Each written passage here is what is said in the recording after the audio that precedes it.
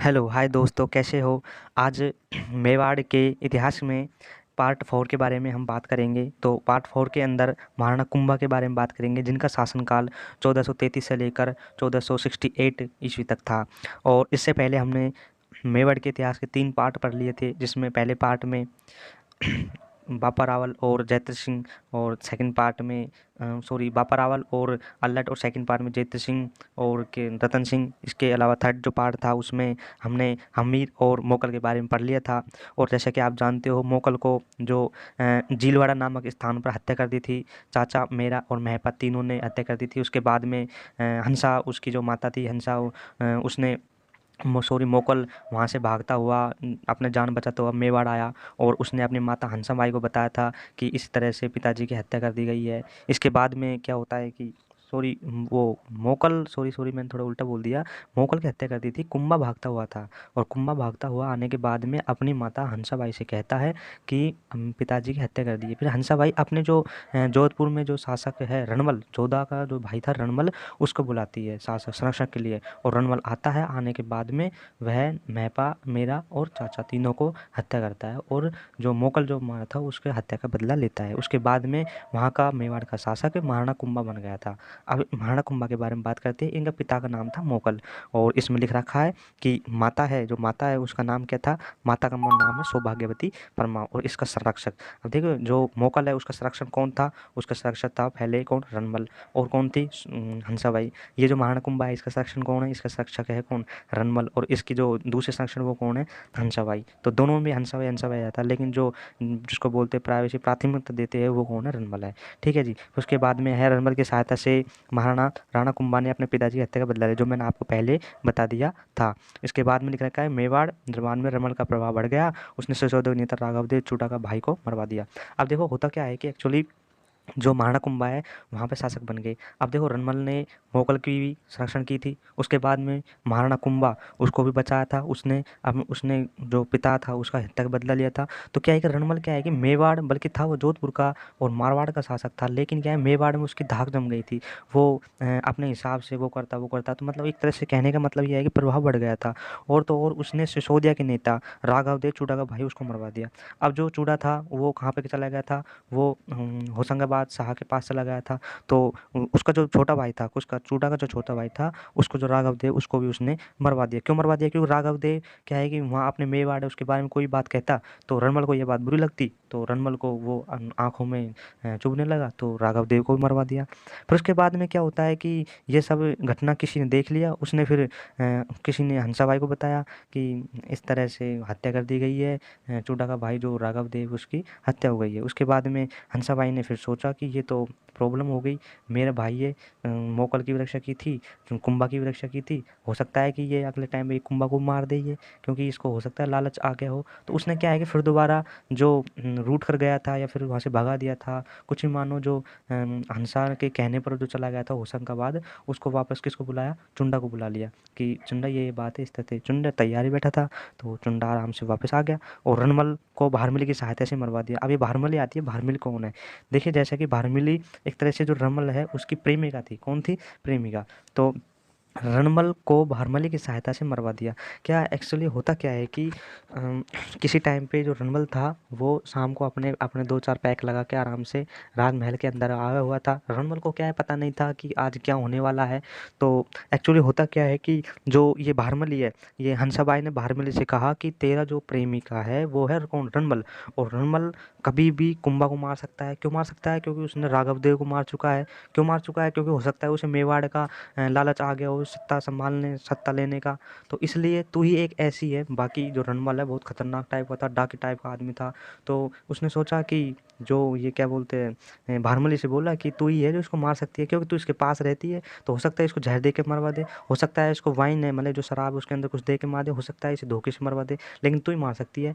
तो एक्चुअली क्या है कि भारमली ने सोचा कि अगर मैंने इसको मरवा दिया तो मेरा देश बचेगा, मतलब मेवाड़ बचेगा, यहाँ का शासक बचेगा। और अगर मैंने इसको नहीं मरवाया तो फिर यहाँ से जो जो बाहर का जो क्या बोलते हैं, बाहर का जो मारवाड़ है यानी रणबल है वो यहाँ पर अधिकार करेगा। हो सकता है कि सत्ता के लालच में मुझे भी मार दे। तो क्या है, उसने सबसे जो प्राथमिकता दी वो थी कि देश की रक्षा करना। तो भारमली अपने जो प्रेमी था कौन, रणबल, उसको मरवाने के लिए तैयार हो गई। और रात की बात थी, शाम को रणबल अपने पैक वैक लगा के बढ़िया तरह से आया हुआ था। तो अंदर रूम में गया। रूम जाने के बाद में भारमली पहले से ही पूरा षड्यंत्र पूरा लगा हुआ था। आराम से सब कुछ भारमली आई। भारमली आने उसके बाद में उससे बोली कि रणबल जी और लो। पैग उसे और पिलाए ढंग से, तो वो और बिल्कुल टुल्ल हो गए एकदम, पी पा के बढ़िया तरह से। होने के बाद में फिर उसके बाद में भारमली ने सभी को इशारा कर दिया आ जाओ। तो क्या होता है कि रणबल को पहले तो उसको हाथ पाँव बांधे, किसके, रणबल के बांधे। हाथ पाँव बांधने के बाद में उसको कभी लातों कभी घूसों से यानी सब ने उसको मारना शुरू कर दिया। फिर भी मतलब रणबल इतना जानदार आदमी था कि वो हाथ को खड़ी करके एक आध दो धक्के से तो मतलब किसी और सैनिक को भी मार दिया। आखिर मरते हुए भी उसने एक आध दो तो मार दिया, वो भी कब, जब फुल नशे में था। इतना खतरनाक और डाकू टाइप का आदमी था। तो मतलब भारमली ने अपने प्रेमी को मरवा दिया, किसके लिए, देश की खातिर के लिए। फिर उसके बाद में आता है कि रणबल का बेटा जोधा भाग गया। उसने बीकानेर के पास काउनी नामक गाँव में शरण ली। अब मैंने बताया कि रणबल था, उसका बेटा कौन है, जोधा। जोधा भी वहीं पे था, मेवाड़, मेवाड़ उसके अंदर दरबार के अंदर। तो मेवाड़ के दरबार के अंदर क्या है कि प्रोग्राम चल रहा था, उसी टाइम पे रणबल मारा गया था। तो किसी कवि ने कह दिया कि जोधा भाग सबे तो भाग, थारो रणबल मारो जाए। यानी जोधा भग, जितना भागना हो तो भाग ले, थारो रणबल तो मर गयो। जोधा ये बात समझ गया। समझने के बाद में फिर वहाँ से फरार हो गया। फरार होने के बाद में वो मारवाड़ किसी बीकानेर, मारवाड़ जो जगह है बीकानेर, वहाँ पे काहुनी नाम का एक गाँव, वहाँ पे क्या ली थी, शरण ली। अब शरण ले ली, उसके बाद में रणबल तो मर गया। जोधा छोटा था, काहुनी गाँव में शरण ले ली। अब काहुनी गाँव में शरण ले ली चुंडा, तो अब वहाँ पे चुंडा आ गया था। चुंडा ने मेवाड़ को रक्षा करा, साथ साथ में जो मारवाड़ था, मतलब जोधपुर, बीकानेर, ये जो एरिया है, जैसलमेर कुछ पार्ट है, फलोदी है, ये जो एरिया, ये क्या है, मारवाड़। तो यहाँ की जो राजधानी थी वो पहले थी मंडोर, फिर जोधपुर आ गई थी। तो मतलब वहाँ की भी क्या करी, वहाँ भी मतलब अधिकार कर लिया, किसने, चुंडा ने। तो यहाँ पर जोधपुर जो मंडोर था वहाँ पर भी अधिकार कर लिया।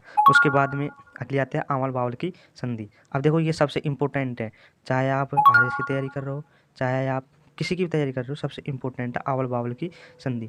क्या होती है आंवल बावल संधि, कि देखो सिंपल सी बात है, 1433 में जो कुंभा है वो क्या, 1433 में कुंभा शासक बना। और आंवल बावल की संधि होती है 1453 में। कितने साल हो गए, 43, 53, यानी 20 साल तक जोधा और कुंभा के बीच में आपस में टकराव चलता रहा।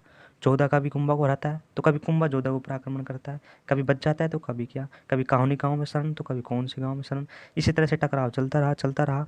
अब टकराव जैसे चलता रहा, आखिर में जो क्या नाम बोलते हैं, जोधा ने अपनी जो रणबल की बहन कौन, हंसाबाई, तो जोधा क्या लगेगी, बुआ। आखिर बुआ से कहा, बुआ देखो ये जो आपका बेटा है, ये जो सॉरी ये आपका जो भी पोता है, क्या है जो भी, ये कुंभा है, ये अब हो गए वो बात, 20 साल हो गए बातों को, अब तो कम से कम हमारा देश वापस लौटा दो।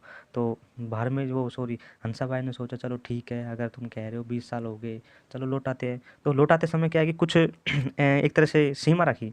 सीमा क्या रखी कि इधर को मेवाड़ और उधर को मारवाड़, तो बीच में ऐसी कौन सी जगह बनाई जाएगी, इधर को मेवाड़ उधर को मारवाड़। तो सोजत, सोजत पाली के अंदर पड़ता है, तो पाली को मेवाड़ और मारवाड़ की सीमा बनाया गया। और उसको जोधा को मंडोर वापस दे दिया। और उसके बाद में कुंभा के बेटे जो रायमल की शादी है वो जोधा के बेटे संगार कंवर से कर दी। अब कुंभा के जो 3 बेटे हुए थे, हम जैसे हम पढ़ेंगे, एक तो रायमल हुआ था, एक पृथ्वीराज हुआ था, एक जयमल हुआ था और एक सांगा हुआ था। तो हमें ये 3-4 बेटे हुए थे, इसके बारे में पढ़ेंगे। लेकिन यहाँ पे दे रखा है कि जो कुंभा का जो बड़े बड़े बेटा था वो रायमल, उसकी शादी किससे, जोधा की जो बेटी श्रृंगारकर्मा उससे कर दिया। हम इसके बारे में पढ़ेंगे, श्रृंगारकर्मा और रायमल के बारे में। तो बस यहाँ पे इतने ध्यान रखना कि आंवल बावल की संधि कब हुई थी, 1453 में हुई थी। किस किस के बीच में हुई थी, जोधा और कुंभा के बीच में हुई थी। क्या क्या शर्तें थी, कि इसमें शर्तें थी कि सोजत जो पाली में पड़ती है तो वहाँ पर मेवाड़ और मारवाड़ को सीमा बना दिया जाए। दूसरी इसमें शर्त थी कि जोधा को मंडोर वापस दे दिया गया। तीसरी शर्त थी वो थी क्या, कुंभा के जो बेटे थे रायमल और जो जोधा की बेटी थी कौन, श्रृंगार कंवर, उसके आपस में शादी कर दी। यही आंवल बावल की संधि है। ठीक है, जैसे अब हम और आगे अब पढ़ते हैं इसमें। तो अब हम अगला पढ़ते हैं, वो आता है क्या, देखो हम कुंभा के बारे में पढ़ रहे हैं। कुंभा के बारे में क्या क्या घटनाएं होती वो पढ़ रहे हैं। आंवल बावल की संधि हुई थी 1453 में। ये इसमें क्या है कि पहला दे रखा है। दूसरा है सारंगपुर जो कि मध्य प्रदेश में पड़ता है, वो 1437 में युद्ध होता है। अब सारंगपुर का शासक था महमूद खिलजी, जो कि मालवा, जो सारंगपुर एक जगह का नाम है, वहाँ पे ये युद्ध होता है। और मालवा का शासक कौन, महबूब खिलजी। और मेवाड़ का शासक कौन, कुंभा ये दोनों के बीच में युद्ध होता है 1437 में। अब युद्ध के कारण क्या थे, सबसे इंपॉर्टेंट आता है कारण। मैं आपसे फिर कह रहा हूँ, चाहे आप आरपीएस हो, चाहे यूपीएससी हो, कोई भी हो, तो इसके अंदर लिखित के अंदर ऐसे क्वेश्चन बहुत बनते हैं। कैसे बनते हैं, आता है क्वेश्चन कि कुंभा और महमूद खिलजी के बीच में कौन सा युद्ध हुआ और युद्ध का कारण क्या था। तो आंसर है कुंभा और महमूद खिलजी के बीच में सारंगपुर का युद्ध हुआ 1437 में हुआ। और कारण इसके क्या थे, कारण इसके 3 बताए गए। पहला कारण तो है महमूद खिलजी ने मोगल के हत्यारों मेहपा पंवार चाचा पुत्र एक्का को संधि। ये पता नहीं इसमें क्या लिख रखा है, जो भी है मैं बताता हूँ। चाचा मेरा महपा, चाचा मेरा महपा, चाचा एक अलग नाम है, मेरा भी एक अलग नाम है, और महपा है वो भी अलग नाम। इन तीनों ने क्या है, ये हत्या करके ये महमूद खिलजी के शरण में चले गए। और महमूद खिलजी ने क्या है कि इन हत्यारों को क्या कर लिया, इन हत्यारों को शरण दी थी। पहला कारण तो ये। और दूसरा कारण था वो क्या था कि कुंभा ने महमूद खिलजी के विद्रोही उमर खां को सैनिक सहायता देकर सारंगपुर पर अधिकार करवा दिया। देखो, कुंभा का कुंभा के शत्रु थे कौन, चाचा मेरा महपा, मतलब मोगल के शत्रु चाचा मेरा महपा। उनको शरण किसने दी, महमूद खिलजी ने।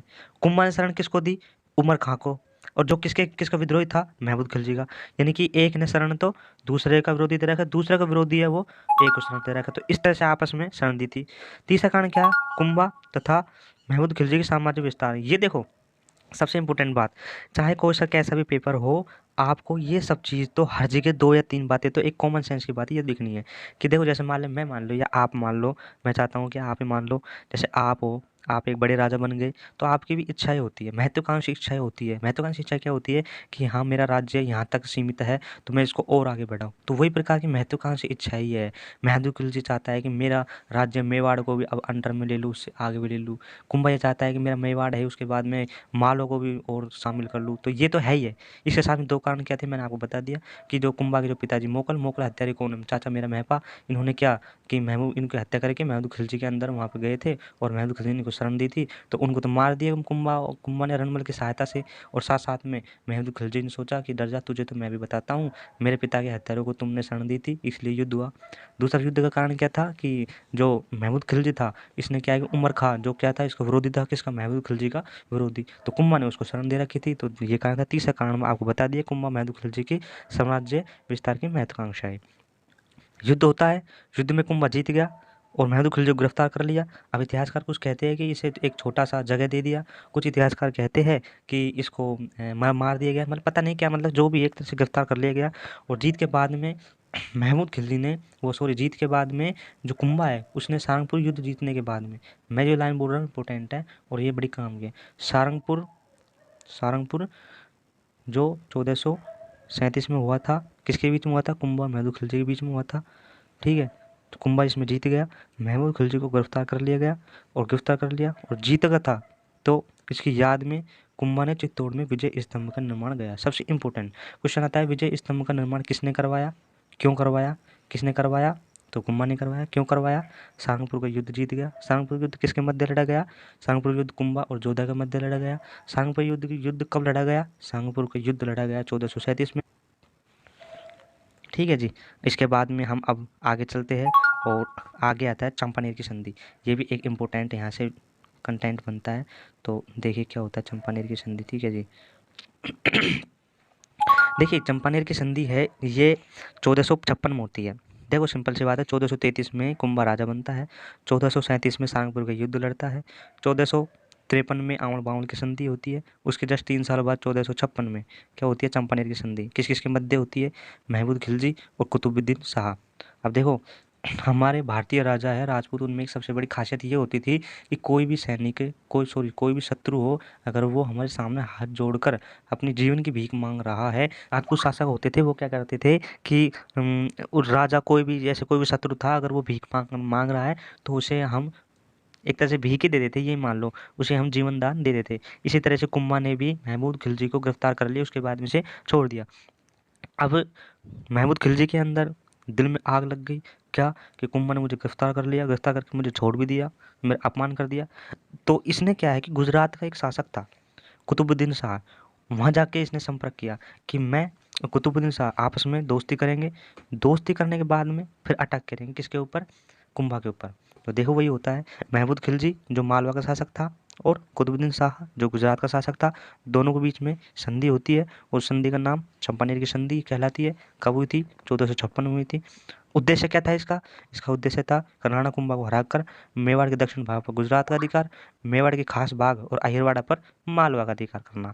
वो तो सिंपल सी बात है, सभी जानते हैं। ठीक है, इसके बाद में आगे चलते हैं, देखो इसके बाद में तो दोस्तों हम बात कर रहे थे, तो ये जो संधि हो गई थी, ये चापनेर की संधि हो गई थी। तो इस चापनेर की संधि में हमने बताया था जो वो था, तो इसमें आपस में मुलाकात की थी। तो क्या है कि ये दोनों एकदम निर्णय हो गए, कुतुबुद्दीन शाह और महमूद खिलजी। तो इन्होंने क्या है, दोनों मिले, और मिलने के बाद में भीलवाड़ा में एक जगह पड़ती है, उसका नाम है क्या? बदनौर। वहाँ पे युद्ध ये करते हैं, किससे? कुंभा से। तो जैसे 56 में संधि की थी, तो अगले साल 57 आता है, वहाँ पे ये युद्ध होता है। तो कुंभा ने क्या है कि ढंग से धोया, किन किन को? संयुक्त सेनाओं को। किस किस की? कुंभा की, वो सॉरी महमूद खिलजी और क्या नाम है उसका, कुतुबुद्दीन शाह आपस में मिल के आए थे ना चापनेर की संधि के तहत। तो आपस में मिले थे, तो उनको ढंग से धोया। उसके बाद में अब ये जानकारी कहाँ से मिलती है? ये जानकारी हमें मिलती है कीर्ति स्तंभ लेख से, जो हम अब आगे पढ़ेंगे कीर्ति स्तंभ, तो वहाँ से। और रसिक प्रिया से ही जाने। और रसिक प्रिया क्या है? रसिक प्रिया कुंभा के द्वारा रची गई एक टीका है, ठीक है, उसके अंदर हम ये पढ़ते हैं, जानकारी ये मिलती है। तो कुंभा ने इसके अलावा एक एक और धोया, वो कौन था? सिरोही के सहसमल देवड़ा। अब सिरोही का सहसमल देवड़ा कौन था? ये देवड़ा शाखा, जो चौहान की जो देवड़ा शाखा थी, वहाँ का शासक था सिरोही का, उसको भी धोया।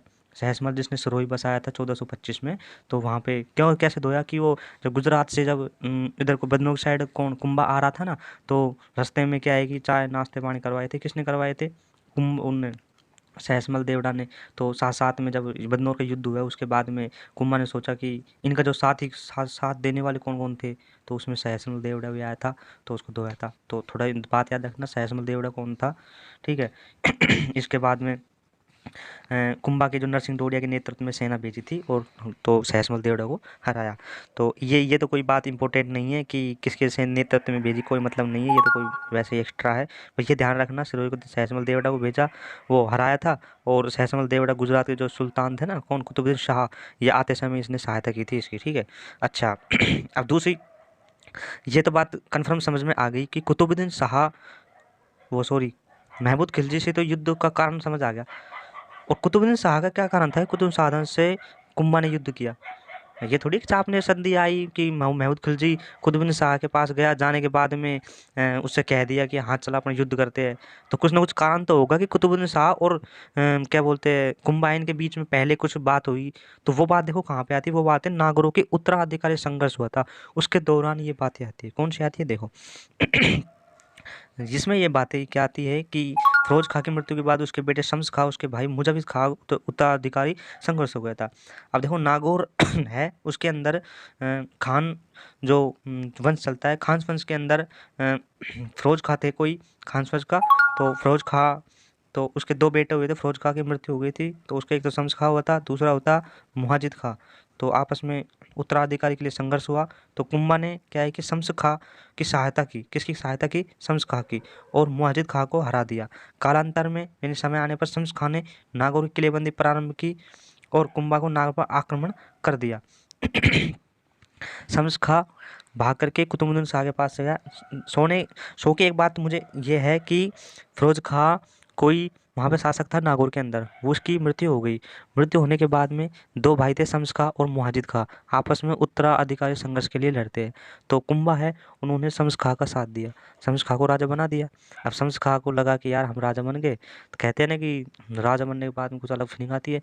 तो उसने क्या है कि जो कुंभा को पहले टैक्स देता था राजा बनते टाइम, तो बाद में टैक्स देना बंद किया। कुंभा ने सोचा यार ये क्या तरीका हुआ, तो कुंभा ने क्या है कि फिर उसको हटा दिया। हटाने के बाद में उसे हटा दिया। तो शम्स खां वहाँ से हटता है, हटने के बाद में वो कहाँ पे जाता है? मैंने बताया था ना कुछ चक्कर तो हुआ था। तो वो कहाँ जाता है? वो गुजरात के किसके पास जाता है? कुतुबुद्दीन शाह के पास। किसके पास जाता है?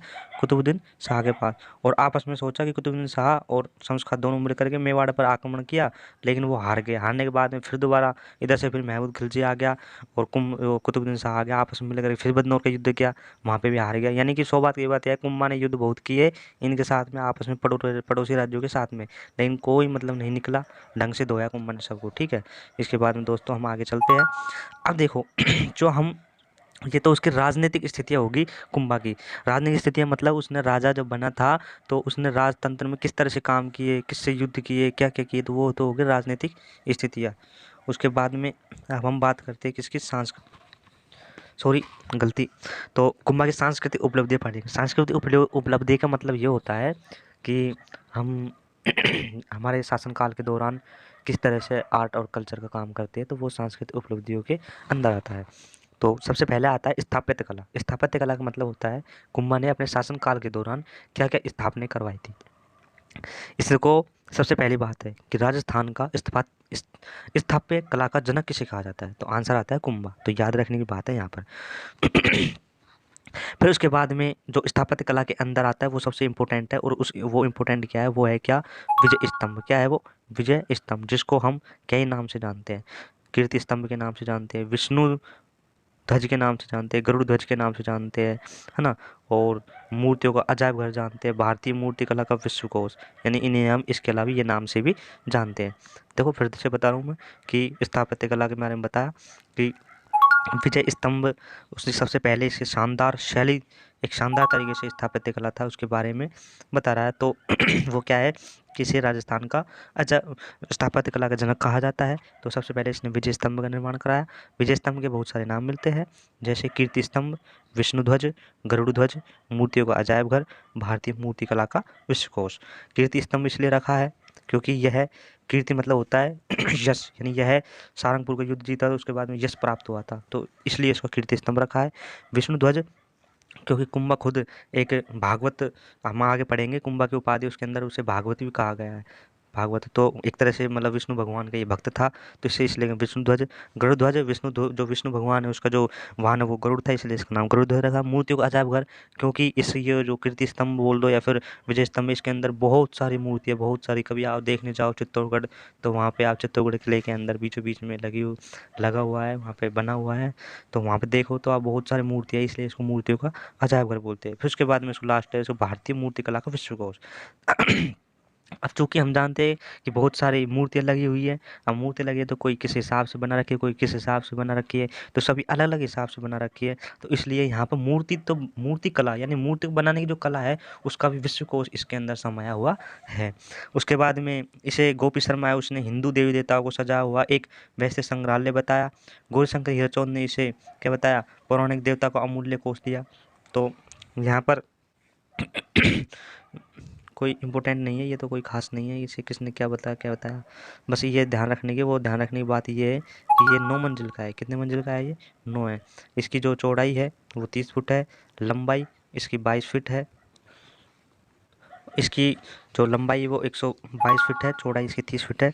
यहाँ पर कुछ दिखने में आपको प्रॉब्लम हो रही होगी, ऐसा कुछ नहीं है, आराम से ऊपर नीचे करके जहाँ आपको लगे कि हाँ मुझे यहाँ पर दिखाई दे रहा है तो आराम से आप देख सकते हो।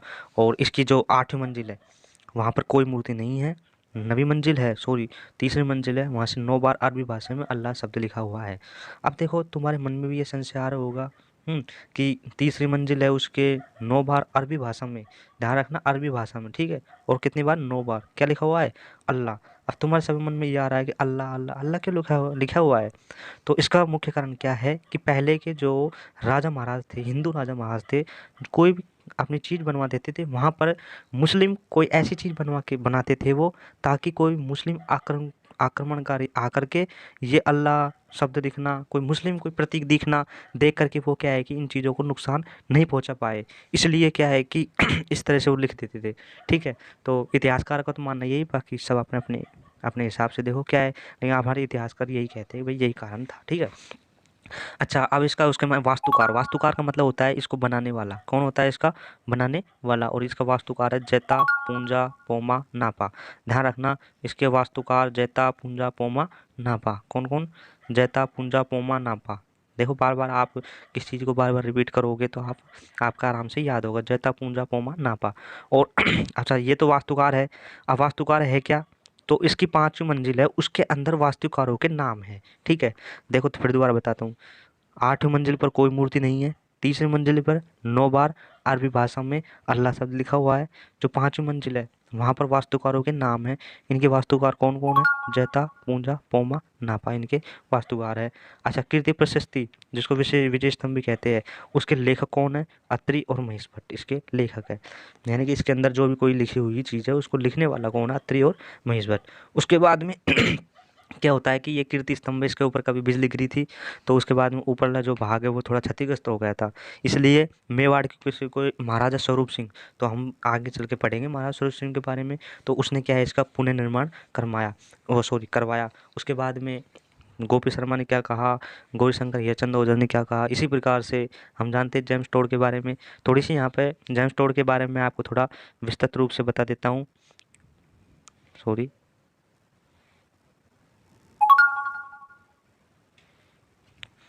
मैं आपको जेम्स टोड के बारे में थोड़ा सा बता देता हूँ। देखिए जेम्स टोड क्या है कि चलो ठीक है, हम कभी एक नेक्स्ट टाइम बताएंगे, थोड़ा लंबा हो जाएगा वीडियो इसके लिए, हमें अभी ये भी कंप्लीट करना है। चलो ठीक है। तो जेम्स टोड ने इसकी तुलना किससे की? कुतुब मीनार से की थी, ठीक है। और जो फर्ग्यूसन है उसने इसकी तुलना रोम के इटली टावर से की। ये जेम्स टोड फर्ग्यूसन, ये क्या है कि हमें याद रखना ज़रूरी है, और हम बस याद रखें, उसके बारे में इसके बारे में मैं कभी आपको बता दूंगा। इसके बाद में विजय स्तंभ जो राजस्थान की पहली इमारत है जिस पर डाक टिकट जारी किया था। यहाँ पर ये रेडीमेड क्वेश्चन है, आप यहाँ से याद कर सकते हो कि राजस्थान की ऐसी कौन सी इमारत है जिस पर डाक टिकट जारी की है, तो वो कौन सी है? कौन सी? तो हम बात क्या कर रहे थे, सॉरी थोड़ा बीच में डिस्टर्बेंस हो गया था। तो हमने बताया था कि ये राजस्थान की पहली इमारत है जिस पर डाक टिकट जारी किए गए थे। अच्छा, तो और किस किस के काम आता है ये भाई? तो ये राजस्थान पुलिस है, उसका लोगो है उस पर भी बीच में लगा हुआ होता है। पर और क्या काम आता है? हमारा रिजल्ट आता है 10वीं 12वीं का, तो वहाँ पे लिखा था राजस्थान माध्यमिक शिक्षा बोर्ड, उसके बीच में लगा हुआ होता है। और क्या काम आता है? एक संगठन था महाराष्ट्र का जिसका नाम था वीर सावरकर, जिसका संगठन है अभिनव भारत, तो उसके अंदर भी लोगो ये विजय स्तंभ का ही था। तो ये हमने विजय स्तंभ की बात की थी। अच्छा, विजय स्तंभ है तो उसके पास में एक जैन कीर्ति स्तंभ भी है। क्या है? जैन कीर्ति स्तंभ। तो बच्चे थोड़े कंफ्यूज हो जाते हैं, इसमें आपको यहाँ पे अलग से चीज़ बता देता हूँ। जैन कीर्ति स्तंभ है, देखो विजय स्तंभ 9 मंजिल का है, बल्कि जैन कीर्ति स्तंभ है वो 7 मंजिल का है। विजय स्तंभ है जो कुंभा द्वारा बनवा गया था, जो लगभग बोले तो 15वीं शताब्दी का था, सॉरी 14वीं 15वीं शताब्दी का था। तो बल्कि ये 11वीं शताब्दी का एक व्यापारी था, जैन व्यापारी जीजा साहब बघेरवाल, उसने इसका निर्माण करवाया। और यह है भगवान आदिनाथ जो कि ऋषभ देव को समर्पित है, और इसे इसलिए आदिनाथ स्तंभ भी कहा जाता है। हम जानते हैं कि जो जैन धर्म में जो आदिनाथ है, मतलब जो जैन धर्म का प्रवर्तक है वो करने वाले ऋषभ देव जी है, तो उसको ये समर्पित है। अच्छा, ये तो हमने इसकी बात कर ली। स्थापत्य कला के अंदर जो दूसरा पॉइंट आता है वो आता है किले। अब देखो किले जो एक बहुत बड़े इतिहासकार हुए थे, एक तरह से उन कवि राजा इतिहासकार, उनकी एक पुस्तक है वीर विनोद, और वो इतिहासकार कौन है? श्यामल दास जी। तो उनके अनुसार कुंभा ने मेवाड़ में 84 में से 32 किलों का निर्माण करवाया, जो हम पहले से पढ़ते आ रहे हैं, सबको अच्छी तरह से याद भी होना चाहिए। ठीक है, इसके बाद में अब कुछ इंपॉर्टेंट किले हम देखते हैं, जिसमें पहले आता है कुंभलगढ़ का किला। तो कुंभलगढ़ का किला तो सिंपल सी बात है, कहाँ पे स्थित है? राजसमंद में स्थित है। वास्तुकार कौन है इसका? मैंने बताया था, वास्तुकार मतलब होता है कि इसके बारे में एक तरह से निर्माण करने वाला, इस तरह से एक तरह से मतलब जिसको एक तरह से बोल सकते हैं डिजाइनर करने वाला, तो वो कौन है? मंडन है। अच्छा, देखो अब कुंभलगढ़ इंपॉर्टेंट क्यों है, तो पहली बात ये है कि कुंभलगढ़ मेवाड़ की संकटकालीन राजधानी है। बिल्कुल संकटकालीन राजधानी। जब भी मेवाड़ पे कोई खतरा होता था तो कुंभलगढ़ एक बहुत बड़ी पहाड़ी ऊंची पर था, और वहां से मेवाड़ को रक्षा होती थी। ठीक है। दूसरी क्या है कि मेवाड़ और मावाड़ का सीमा प्रहरी कहा जाता है। हम जानते हैं कि राजसमंद इधर को जोधपुर पड़ता है, इधर साइड चित्तौड़ उदयपुर पड़ता है, बीच में पड़ता है राजसमंद। तो राजसमंद है, तो राजसमंद में कहाँ कुंभलगढ़ है, तो वहाँ पे मारवाड़ इधर साइड और इधर साइड को किधर को मेवाड़। तो बीच में क्या आ गया? बीच में आता है कौन? सॉरी क्या बोलते हैं जिसको बीच में आता है क्या? कुंभलगढ़ का किला। तो वहाँ से भी इसकी रक्षा हो जाती थी, किसकी? मेवाड़ और मारवाड़ की, तो इसलिए इसको सीमा प्रहरी भी कहा जाता है। उसके बाद में इसके जो कुंभलगढ़ का किला है, इसके सबसे ऊपरी जो एक गढ़ है, एक किला है, वहाँ पर एक निज निज निज स्थान है। वो निज स्थान कौन का है? वो है किसका? कुंभा का, जिसको क्या बोलते हैं? कटारगढ़ बोलते हैं। उसके बाद में तीसरी बात, चौथी बात इसमें क्या है कि कुंभलगढ़ को मेवाड़ की आँख कहा जाता है। पांचवी बात क्या है? कुंभलगढ़ प्रशस्ति के जो लेखक है वो महेश है। देखो विजय स्तंभ के प्रशस्ति लेखक कौन? अत्रि और महेश। और यहाँ पर सिर्फ कौन कौन है? सिर्फ यहाँ पर महेश है। ठीक है, यह प्रशस्ति जो मामादेव मंदिर के पास है वहाँ पर ये लगी हुई है। इसके बाद में इस प्रस्तुति में लिखा भी गया है कि कुंभा है जो धर्म और पवित्र का अवतार भी है, कर्ण व भोज के समान दानवीर भी है। ठीक है। इसके बाद में जो दूसरा जो किला है वो आता है अचलगढ़ का किला। अचलगढ़ का किला जो सिरोही में पड़ता है, 1452 में कुंभा ने इसका पुनर्निर्माण करवाया था इसने। तो मतलब बनाया किसी और ने, लेकिन इसका जो पुनर्निर्माण है वो कुंभा ने करवाया था, ठीक है। इसके बाद में आता है बसंतगढ़। जो बसंतगढ़ है वो बासंती दुर्ग जो सिरोही में पड़ता है, ठीक है। इसके बाद में मचान दुर्ग जो सिरोही, वो भी सिरोही के अंदर पड़ता है। तो मचान दुर्ग ये क्यों बनवाया, ये क्या है कि मेर एक जाति है, तो मेरों की जो जाति है उस पर नियंत्रण हेतु यह दुर्ग बनवाया गया था, ठीक है। उसके बाद में आता है भौमट दुर्ग जो उदयपुर के अंदर पड़ता है। तो भौमट दुर्ग क्यों बनवाया गया है कि भीलों पर नियंत्रण करने हेतु। याद करने का सीधा ट्रिक्स है कि भय से भौमट और भय से भील, तो भील से नियंत्रण करने हेतु भौमट बनवाया, और मैं से मचान और मैं से मेरू। तो मचान दुर्ग सिरोही में किसके लिए, मेरू पर नियंत्रित करने के लिए बनवाया, सिंपल सी बात है। उसके बाद में जो छठा जो दुर्ग है वो आता है बैराट दुर्ग जो कि भीलवाड़ा में पड़ता है। अब देखो चित्रम श्यामल दास जी है वो कहते हैं कि 84 में से 32 किलों का निर्माण करवाया, तो इस तरह से छोटे मोटे किले और बनवाए, ठीक है। इसके बाद में इन्होंने मंदिर भी खूब बनवाई। देखो कुंभा एक ऐसा एक तरह से बंदा मान लो, ऐसा शानदार बंदा था जो राजस्थान की इसने झलक ही बदल दी थी। मैं सोचता हूँ अगर ये नहीं होता तो शायद हो सकता है आज इतने सारे किले, मंदिर, जानकारियाँ ये सब पता नहीं क्या होता क्या ना होता।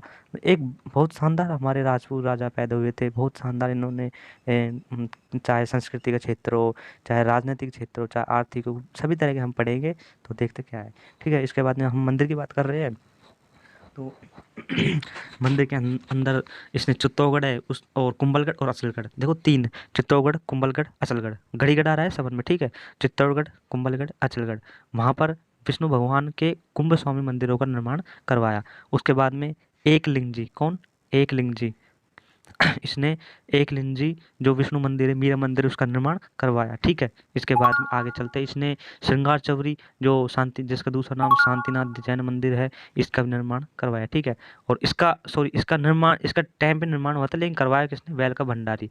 वेल का भंडारी कौन था, चित्तौड़गढ़ जो किला, जो चित्तौड़गढ़ जो जगह या फिर एक तरह से मेवाड़ का जो एक ये मान लो मेवाड़ जो शासक था वहाँ की चित्तौड़गढ़ एक राजधानी थी, तो वहाँ के जो कोषाध्यक्ष थे उन्होंने इसका निर्माण करवाया, ठीक है। इसके बाद में आता है को रणकपुर जैन मंदिर। तो इसका कुछ किसने बनवाया, इसने 1439 में जैन व्यापारी एक धनक शाह थे, उन्होंने इस मंदिर का निर्माण करवाया। देखो जो रणकपुर जो जैन मंदिर है ये सबसे इंपॉर्टेंट है, इसको मैं आपको ढंग से बताता हूँ, ठीक है। 1439 में जैन व्यापारी धनक शाह ने इस मंदिर का निर्माण करवाया, ठीक है। अच्छा, इसके अंदर मुख्य मंदिर है, और मुख्य मंदिर है ना, तो जैसे एक तरह से आप मान सकते हो कि एक तरह से आप इस तरह से मान सकते हो कि जैसे ये एक तरह से पूरा मंदिर होगा, तो इसके अंदर ये बीचों बीच में एक मंदिर है, तो ये हो गया मुख्य मंदिर, ठीक है। और ये मंदिर होगा पूरा, ठीक है। तो मैं मुख्य मंदिर की बात कर रहा हूँ, मुख्य मंदिर है ना, तो ये बीचों बीच में है, तो इसलिए इसे चौमुखा मंदिर कहते हैं। चौमुखा क्यों कहते हैं कि इधर साइड को भी एक जैसा लगता है, इधर को भी एक जैसा दिखने जैसा लगता है, इधर को भी एक जैसा और इधर को भी एक जैसा। अब देखो डायग्राम कैसे बनो आप समझने के लिए इशारा काफ़ी, ठीक है। तो एक तरह से मतलब इसे चौमुखा मंदिर इसलिए कहते हैं कि चारों मुख इसके एक जैसे है, ठीक है। और क्यों प्रसिद्ध है ये, यह मंदिर भगवान आदिनाथ की मूर्ति है। इस मंदिर में किसकी है, भगवान मैंने बताया ना कि भगवान जो जैन धर्म के जो भगवान है आदिनाथ, वो कौन है, वो है ऋषभ देव जी, ठीक है। तो उसकी क्या है, मूर्ति है। अच्छा, और क्या है इसमें, इस मंदिर में 1444 स्तंभ है। स्तंभ मतलब होता है खंबे, कोलम। तो कैसे है 1444 खंबे कि देख बड़े, और मैं खुद देख के आया हूँ वहाँ पे, मैंने देखा है कि बिल्कुल एक जैसे दिखने वाले हैं। अगर आप किसी और को देखोगे, और सबसे इम्पोर्टेंट बात ये हो रहा है कि ऐसा लगता है जैसे ये खंबे किसी का नीचे इनका बेस है नहीं, आधार है नहीं। तो बहुत शानदार तरीके से बनाया गया था, ठीक है। और इन्हें स्तंभों का अजायब घर कहा जाता है, क्यों, क्योंकि इसमें बहुत सारे खंबे हैं। अच्छा, इसका जो वास्तुकार है, जो डिज़ाइनर है, वो कौन है, तेपाक, ठीक है। इसके बाद में ये तो होगी कुंभा की स्थापत्य कलाएं, ठीक है। अब इसके बाद में कुंभा सतह संगीतज्ञ की बहुत अच्छा था, है ना, लेखक वाला साहित्य भी इसकी बहुत शानदार थी, एक बड़ा इंटरेस्टिंग बंदा था, ठीक है। तो हम आप सेकंड पार्ट पढ़ते हैं, वो क्या, साहित्य। तो हम साहित्य की बात करेंगे तो कुंभा एक अच्छा संगीतज्ञ था, वीणा बजाता था, ठीक है। और यह जानकारी कहाँ से मिलती है, यह कीर्ति स्तंभ से मिलती है। तो इसके संगीत गुरु है वो सारंग व्यास है। देखो ये तो आपको याद करनी पड़ेगी, इसमें मैं क्या बता सकता हूँ भाई, संगीतज्ञ सत्य संगीतज्ञ होता है, वीणा बजाता था, है ना, ठीक है। अब इसकी पुस्तकें है संगीत के ऊपर, इसने बहुत सारी पुस्तकें लिखी है। सुधा प्रबंध लिखी है, कामराज अतिसार है जिसके 7 भाग है, संगीत सुधा लिखी है, संगीत मीमांसा लिखी है, संगीत क्रम दीपिका भी लिखी है, और संगीत राज है जिसके 5 भाग है। और 5 भाग कौन से, पाठ्य रत्न कोश, गीत रचन कोश, नृत्य रत्न कोश, वाग्य रत्न कोश। अच्छा, ये जो संगीत राज इसके 5 भाग है, तो हम 5 भाग है, देखो ये कहता है कि सबसे पहले पाठ सबसे पहले पढ़ो, उसके बाद गीत, फिर उसको आराम से गाओ, और फिर उसको नृत्य, यानी फिर उसके बाद में उसको नृत्य करना, और नृत्य करने के बाद में फिर बजाओ, और बजाने के बाद में आनंद प्राप्त करो। तो संगीत राज, यानी संगीत के अंदर जो राज है वो 5 है, ठीक है। तो ये बता रहा है। अब कुंभा है, उसने टीकिकाएँ लिखी है। टीकाएँ क्या होती है कि कोई भी बड़ी जो किताब होती है, कोई बड़ी चीज़ होती है, जैसे हमारे जो बहुत सारे नोट्स होते हैं बड़े, उनको शॉर्ट नोट्स बनाते हैं ना, तो वही टीकाएँ होती है। तो जयदेव कोई लेखक था, उसकी जो गीत गोविंद पुस्तक की, उसके ऊपर रसिक प्रिया लिखी। मैंने बताया था ना कि रसिक प्रिया उसने रसिक प्रिया के अनुसार उसने ये किया था, वो किया था। तो रसिक प्रिया क्या थी? टीका। मैंने वहाँ पे बोला था कि ये टीका है कुंभा की, ठीक है। तो जयदेव की गीत गोविंद सागर की रसिक प्रिया है। सारंगधर है, उसकी संगीत रत्नाकर है, उस पर टीका लिखी। और टीका का नाम क्या है? कोई नाम नहीं है, बस ये है कि सारंगधर की संगीत रत्नाकर के ऊपर उसने टीका लिखी। और बाण भट्ट की चंडी शतक पर भी टीका लिखी थी उसने, ठीक है। उसके बाद में आता है कुंभा के 4 नाटक। अब देखो ये नाटक भी करता था बंदा, और नाटक भी अलग अलग टाइप से लिखे थे इसने। देखो मुरारी संगति कन्नड़ में लिखा, रस नंदनी मेवाड़ी में लिखा है ना, और नंदनी व्रती मराठी में, अतुल्य चातुर्य संस्कृति में, है ना। कुंभा मराठी कन्नड़ मेवाड़ी भाषा को विद्वान था। ये तो बंदा बहुत खतरनाक था। युद्ध भी ताबड़तोड़ करता था, स्थापत्य कला भी ताबड़तोड़ किया, गाया भी खूब इसने। वाह भाई वाह, क्या बात है। अच्छा, अब हम इसमें दरबारी विद्वान, तो इसके अंदर दरबारी विद्वान कौन कौन थे इसके बारे में बात करते हैं। पहला आता है कान्ह व्यास। इसने एक बुक लिखी, एकलिंग महात्म। इसकी क्या है? बुक का नाम है। अब देखो एकलिंग जी, ये एकलिंग जी के दीवान मानते थे खुद को, तो उसने लिखी। कुम्मा ने बोला भाई एकलिंग जी महात्म जी वो एकलिंग जी इसके ऊपर कोई लिखो, तो उसने लिखा कान्ह व्यास ने, और एकलिंग जी महात्म इसने क्या लिख दी? किताब लिख दी। अच्छा, इसमें बता रखा है इस पुस्तक के अनुसार कुंभा वेद, स्मृति, मीमांसा, उपनिषद, है ना, व्याकरण व राजनीति में रुचि रखता था। इसका पहला भाग राजवर्ण कहलाता है, जो कुंभा द्वारा लिखा गया था। अब उसने लिख दी, उसका जो पहला भाग है राजवर्ण कहलाता है, कुंभा ने लिखा था। फिर दूसरी आता है, वो कौन आता है? मेहाजी। मेहाजी तीर्थमाला। अब इसकी पुस्तक है तीर्थमाला। वास्तव में है क्या कि तीर्थमाला जो 120 कितने 120 तीर्थों का वर्णन मिलता है। कवि मेहाजी कुंभलगढ़ रणकपुर मंजिलों के निर्माण की जानकारी देते हैं, तथा रणकपुर मंदिर के प्रतिष्ठा समारोह में स्वयं उपस्थित थे। मेहाजी के अनुसार कुंभा हनुमान जी जो मूर्ति सोजत नागौर से लाया था, उसे कुंभलगढ़ रणकपुर में स्थापित किया गया था। देखो बाकी सब भूल जाओ और सिंपली इतना याद रखो, मेहाजी ने तीर्थमाला पुस्तक लिखी। क्या जानकारी मिलती है कि इसे 120 स्थानों जानकारी मिलती है, बस ये याद रखो। अच्छा, फिर उसके बाद में आता है उसका तीसरा विद्वान मंडन। ये एक वास्तुकार था, हमने पढ़ा था मंडन। मंडन एक वास्तुकार था, यानी कि कोई भी आर्ट कल्चर को एकदम डिजाइनर था किसी चीज़ को बनाने में। देवमूर्ति प्रकरण। अच्छा, ये मंडन है, इसकी किताब, सॉरी मैं कुछ अलग कह रहा था। हाँ, ये तो पता है कि मंडन एक वास्तुकार था, ठीक है। तो इसकी किताब है, एक वास्तुसार है, देवमूर्ति प्रकरण है, राजवल्लभ है ना, रूप मंडन है, और कौंदन मंडन। अच्छा देखो वास्तुकार है, ये कोई भी जो बिल्डिंग बनती है उसको किस तरह से बनानी चाहिए ये जानकारी देती है। देवमूर्ति प्रकरण है, वो क्या जानकारी देती है कि देवता को मूर्ति किस तरह से बनानी जानी चाहिए, वो देती है। राजवल्लभ है, वो क्या जानकारी देती है? राजवल्लभ एक तरह से देती है कि राजा को किस तरह से व्यवहार करना चाहिए, किस तरह से सिस्टम करना चाहिए, वो जानकारी देती है। रूपमंडन है, वो देती है कि मूर्ति कला है उसकी जानकारी देती है। और कोदंड, कोदंड मतलब होता है धनुष, तो धनुष के बारे में, धनुष निर्माण की जानकारी देती है। उसके बाद में आते हैं नाथा। तो नाथा कौन था? मंडन का भाई था। इसने किताब क्या लिखी? वास्तु मंजरी, यानी ये भी भाई था उसका, और वास्तु मंजरी इसने क्या लिखी? किताब। रहा था कौन? गोविंद। गोविंद मंडन का कौन था? बेटा था। इसने कई किताब लिखी थी, द्वार दीपिका, उद्धार धोरणी, कला नदी, सार समुच्चय। द्वार दीपिका सबसे इंपॉर्टेंट है। द्वार दीपिका एक तरह से जो दीवार होती है, सॉरी, जो घर का जो दरवाजा सामने जो पहला जो दरवाजा होता है उसको किस तरह से बनाया जाए, वो उसकी जानकारी देता है। उद्धार धोरणी, यानी कोई भी जो बिल्डिंग पुरानी हो गई उसे किस तरह से नवनिर्मित जीर्णोद्धार किया जाए, उसके बारे में जानकारी देती है। कलंधी, यानी जो मंदिर है उसके ऊपर जो शिखर गुंबद होता है उसको किस तरह से आर्ट, इसको मतलब किस तरह से इसमें कला की जाए, उसकी जानकारी देती है कला निधि। और सार समुच्चय जो आयुर्वेद की जानकारी देती है। उसके बाद में आती है रमाबाई। रमाबाई कौन थी? कुंभा की बेटी थी, अपने पिता की तरह संगीत में रुचि तक रखती थी। रमाबाई को जो जावर परगना क्षेत्र दिया था, देखो पहले के राजा क्या थे कि जो अपना जो एक बड़ा क्षेत्र था वो खुद के अंडर में था, छोटे छोटे क्षेत्र दे देते, कभी अपने चचेरे भाई को, बहन को, सभी को। इसी प्रकार से रमाबाई थी जो कुंभा की बेटी थी, उसको जावर परगना दे दिया। वही जावर है कौन सा? जिसे सोने की सॉरी चांदी खाने प्राप्त हुई थी। कब, किसके टाइम पे हुई थी चांदी खाने प्राप्त थे? किसके टाइम पे हुई थी? लाहक टाइम में प्राप्त। इसकी उपाधि क्या थी? इसकी उपाधि है वागीश्वरी। वागीश्वरी मतलब एक तरह से वाग प्लस ईश्वरी, यानी कि दूसरे मान सकते सरस्वती की तरह इसकी उपाधि थी। उसके बाद में हीरानंद मुनि जो कुंभा के गुरु थे, वो संगीत गुरु थे। कौन? सारंग व्यास। ये कौन है? कुंभा के गुरु। कुंभा ने इन्हें कविराज की उपाधि दी थी। तिलाभट्ट, देवदेव सोमदेव सूरी, सोमसुंदर सूरी, जयदेव शेखर, भुवन कीर्ति, ये सारे कौन थे? जैन विद्वान थे। और यहाँ पे कौन थे? इनके दरबारी विद्वान थे। ठीक है। अब देखो इसने जैनों के लिए सबसे इम्पोर्टेंट काम किया था, वो किया था क्या कि कुंभा ने जैनों का तीर्थ कर यात्रा हटा दिया था। ठीक है। यानी हम कह सकते हैं कि जैन धर्म की ओर इनका अधिक झुकाव था। मैं नहीं कह रहा जैन धर्म था पूरा, लेकिन मतलब इसके दरबार में ज़्यादातर जैन धर्म के लोग रहते थे, तो इसलिए इसने जैन धर्म को मंदिर बनवाए थे, सब कुछ इसने बहुत कुछ किया। ठीक है। अब देखो कुंभा की उपाधियाँ, इसे बोलते हैं हिंदू सुल्तान। अब हिंदू सुल्तान सही बात है, क्योंकि इसने क्या है, हिंदुओं की रक्षा की थी। तो दोनों तरफ देखो, चाहे कुतुबुद्दीन शाह देखो वो भी मुस्लिम था, और महमूद महमूद शाह, शम्स खां, ये भी मुस्लिम थे। इधर को महमूद खिलजी, ये भी क्या कौन थे? मुस्लिम थे। तो इनकी रक्षा, इनसे बचाने के लिए हिंदुओं के इसने क्या किया था?